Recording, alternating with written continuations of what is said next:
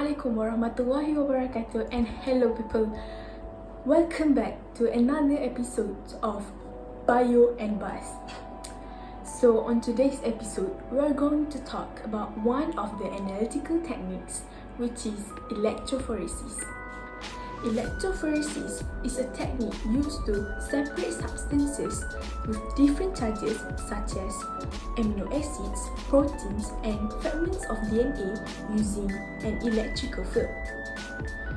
The word itself is derived from Greek. Electro means the electrical current that adds energy to the electrons of the molecule's atoms, and phoresis refers to the movement of particles. For further information, we would like to have Mr. Iman and Mr. Shamier to explain more about electrophoresis. How does electrophoresis work? The medium used in electrophoresis technique is usually agarose gel. Agarose is a polysaccharide generally extracted from certain red seaweed layer or gel in column. Electrodes are placed on both ends of a box of cooled gel. Small wells are cut at one end and filled with mixtures to be separated. Then an acidic buffer is added to change the mixtures or proteins or nucleic acids to positive charge. Then dye is added for the identification, and finally, when the electricity is switched on, the charged molecules move to the electrode of the opposite charge.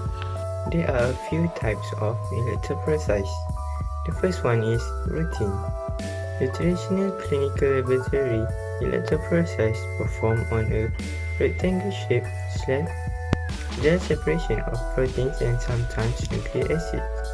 The second one is high resolution, HRE.